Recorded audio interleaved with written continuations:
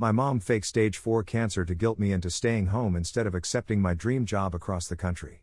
I found out when I overheard her laughing about it on the phone. Let me start by saying that I've always had a complicated relationship with my mom. Even before this, our dynamic had always been one of tension and unspoken expectations. She's the kind of person who needs to control everything and everyone around her, not because she's overtly malicious, but because she genuinely believes that she knows what's best for everyone. Growing up, I was used to her micromanaging my life, from what I wore to who I befriended, and even how I spent my free time. It was suffocating, but I didn't know anything different. To the outside world, she was the perfect mother, always involved, always caring, always making sure everything was just right. But for me, it felt like living under a microscope, where every mistake was magnified, every deviation from her plan was met with disappointment. I used to think it was just tough love. That her constant scrutiny and endless advice were her way of protecting me from the world's dangers. But as I grew older, I started to see the cracks in that reasoning. It wasn't just about keeping me safe, it was about keeping me close, keeping me dependent on her. And when I finally got the chance to break free, I never imagined the lengths she would go to in order to keep me tethered to her. This all started about 8 months ago when I got the opportunity of a lifetime. I work in marketing, an industry that's as competitive as it is rewarding. For years, I had been working at a small firm in Seattle, cutting my teeth on local accounts and dreaming of the big leagues. I spent countless late nights perfecting campaigns, building a portfolio that I hoped would one day catch the eye of a top agency. My social life took a backseat, my dating life was non-existent, and there were times when I questioned whether all the sacrifices were worth it. But in the end, it paid off. After years of relentless job applications and networking, I was offered my dream job at a top agency in New York City.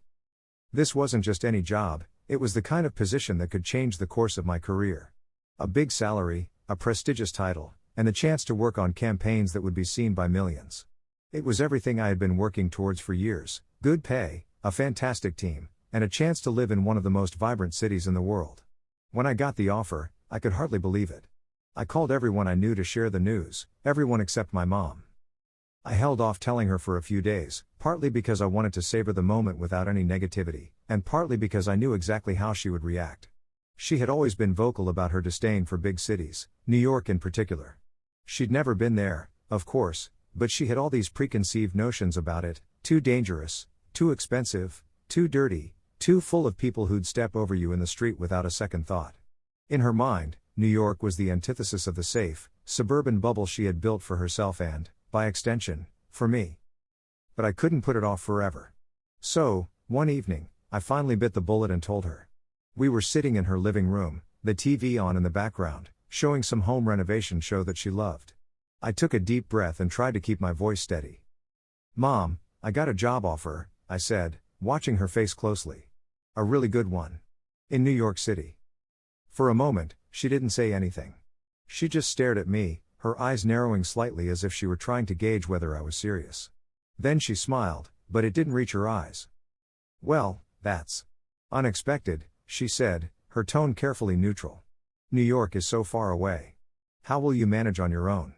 You know how dangerous New York can be." There it was, the disapproval I had been dreading.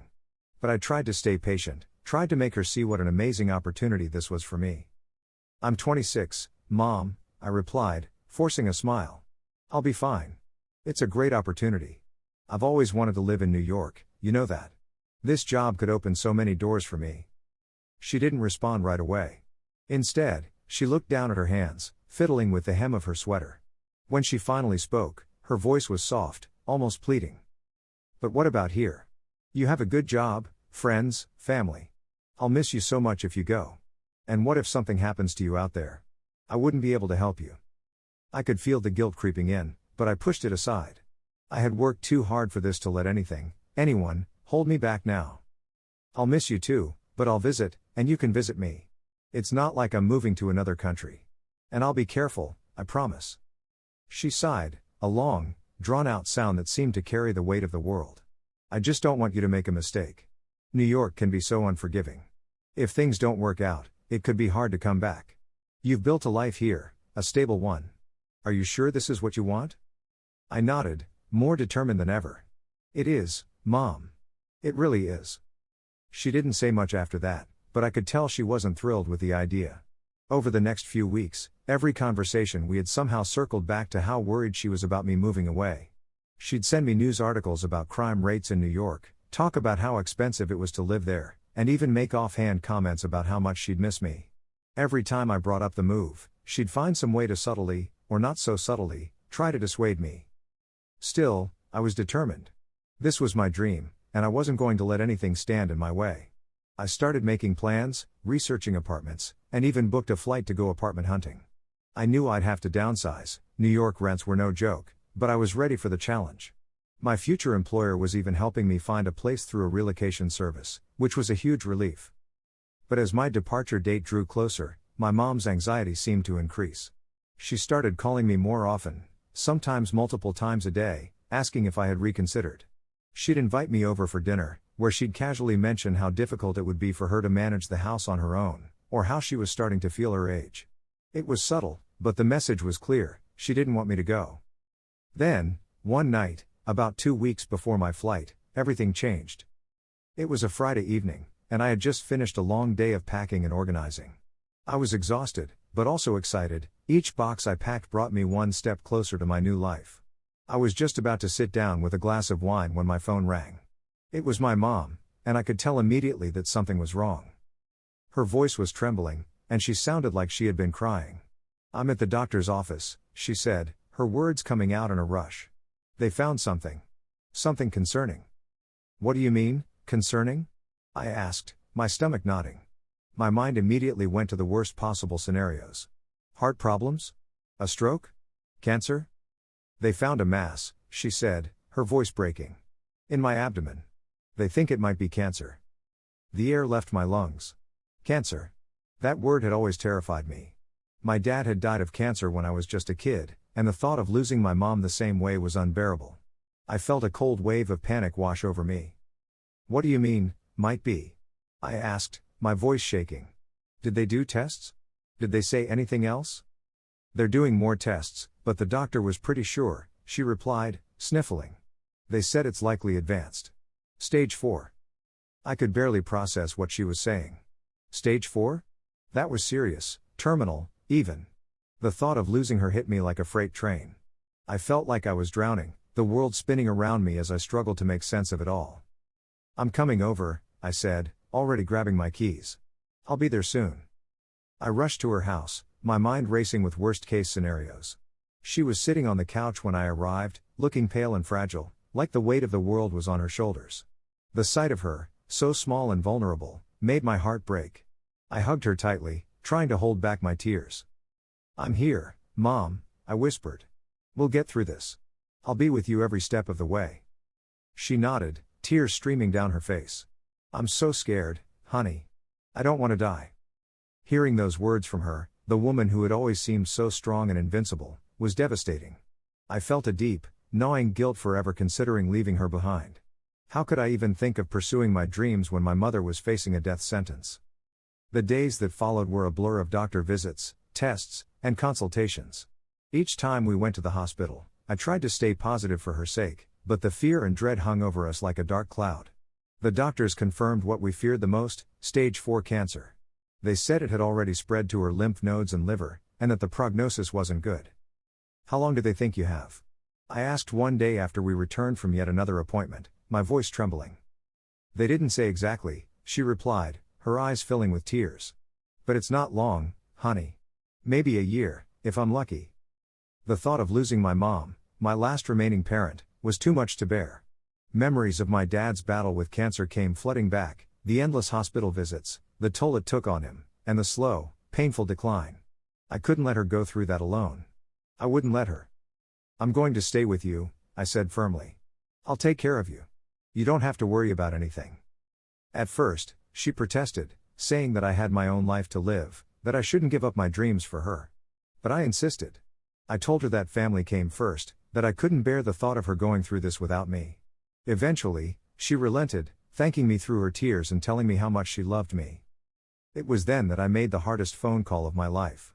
I called my future employer and told them I had to decline the job offer. My voice shook as I explained the situation, hoping they'd understand. And they did, at least as much as they could. They were sympathetic, offering their condolences and expressing regret that they wouldn't be able to keep the position open. I hung up the phone feeling hollow. My dream job was gone, but what else could I do? My mother needed me. I moved back into her house, quitting my job to become her full-time caregiver. It wasn't a decision I made lightly, but I knew it was the right one. At least, that's what I told myself. Taking care of her became my entire life. I spent my days cooking, cleaning, driving her to appointments, and making sure she was comfortable. The first few weeks were exhausting, both physically and emotionally, but I didn't mind. I was doing it out of love, out of a sense of duty. Every time she thanked me or told me how much she appreciated what I was doing, it felt like validation, that I was doing the right thing. But as time went on, I couldn't help but notice that something wasn't adding up. For someone who was supposedly terminally ill, my mom didn't seem to be getting any worse. In fact, she seemed to be getting better. She had more energy, her appetite improved, and she even started going out with her friends again. I tried to convince myself that it was just one of those miraculous remissions you hear about, where the cancer inexplicably stops progressing. I clung to that hope because the alternative was too frightening to consider, that maybe something wasn't right. I started asking more questions during our doctor visits, pressing for details about her treatment and prognosis. But my mom always found a way to deflect. She'd brush off my concerns, saying that the doctors were taking things one step at a time, that she didn't want to get into the nitty-gritty details. And because I didn't want to stress her out, I backed off. I told myself that she was just trying to protect me, that she didn't want to worry me any more than I already was. But that nagging feeling in the back of my mind wouldn't go away. Then, one day, everything came crashing down. It was a quiet Saturday afternoon. I had just come back from the grocery store, carrying bags of food that I planned to use to make my mom's favorite soup. I entered the house, expecting to find her on the couch watching TV or maybe reading one of her mystery novels. But instead, I heard her talking on the phone. Her voice was muffled, but I could hear her laughing, something I hadn't heard in a long time. I stopped in my tracks, listening. I wasn't trying to eavesdrop, but something about the tone of her voice made me uneasy. I walked quietly towards her room, my heart pounding in my chest. "Yeah, can you believe it?" she said, her voice dripping with amusement. She actually gave up that job. I knew I could get her to stay if I played the cancer card. She's always been such a softie. I felt like the ground had just been ripped out from under me. My vision blurred as the realization hit me, my mom had faked her cancer to keep me from moving away. The woman I had sacrificed everything for had been lying to me all along. I wanted to burst into the room, scream at her, demand an explanation. But instead, I just stood there, frozen in shock. My mind was racing, trying to make sense of what I had just heard. How could she do this to me? How could she be so cruel, so manipulative? I had given up everything, my dream job, my independence, my future, all because I thought she was dying. And it had all been a lie. I felt a surge of emotions, anger, betrayal, sadness, confusion. It was overwhelming, and I didn't know what to do. My hands were shaking, and I had to lean against the wall to steady myself. All the time, all the energy, all the love I had poured into caring for her. It had all been based on a lie. A twisted, selfish lie designed to keep me from living my own life. After what felt like an eternity, I quietly backed away from the door and left the house. I couldn't face her, not now, not after hearing that. I got into my car and drove, not really knowing where I was going. I just needed to get away, to clear my head, to figure out what the hell I was supposed to do next. I ended up at a park a few miles away, one I used to go to when I was a kid. I sat down on a bench, staring blankly at the playground in the distance. Children were laughing, their parents watching over them with smiles on their faces. It felt like a different world, one where this kind of betrayal didn't exist. My phone buzzed in my pocket. I pulled it out and saw a text from my mom. "Where are you? Everything okay?" I didn't respond. I couldn't. I felt like I didn't even know her anymore. The woman who had raised me, who had been my whole world after my dad died, had done something so monstrous that I couldn't even wrap my head around it. How long had she been planning this? How could she look me in the eye, day after day, knowing what she had done? Knowing that she was robbing me of the future I had worked so hard to build? The more I thought about it, the angrier I became. I sat in that park for hours, just trying to process everything. I went over every moment of the past few months, every conversation, every tear she had shed, every word of comfort I had offered. It all felt tainted now, like a cruel joke that I had been the last to get. Eventually, the sun began to set, and the park emptied out. I knew I had to go back, had to confront her, but I still didn't know what I was going to say. I drove back to the house in a daze, my mind still reeling. When I walked in, I found her in the kitchen, making tea as if everything was normal. She looked up when she saw me, her face lighting up in a smile. "There you are. I was getting worried," she said, her voice full of warmth. I felt a wave of nausea. How could she act so normal, so loving, after what she had done? I couldn't keep up the facade any longer. "I heard you on the phone," I said, my voice flat. "I know you're not sick." Her smile faltered, and for a moment, she looked genuinely shocked. But then she quickly composed herself, setting down the tea kettle and wiping her hands on a dish towel. "What are you talking about, honey?" she asked, her voice wavering slightly. "Don't lie to me," I snapped, my anger finally breaking through. "I heard you laughing about it. You faked having cancer to keep me from moving to New York. You lied to me, Mom." She stared at me, her eyes wide, and for the first time, I saw real fear in them. She opened her mouth to speak, but no words came out. Finally, she sank into a chair, burying her face in her hands. "I didn't mean for it to go this far," she whispered, her voice muffled. I was so scared of losing you. I didn't know what else to do." "Are you kidding me?" I shouted, my voice trembling with rage. "You didn't know what else to do, so you decided to fake cancer? You made me give up my dream job, my life, for a lie? Do you have any idea what you've done?" She looked up at me, tears streaming down her face.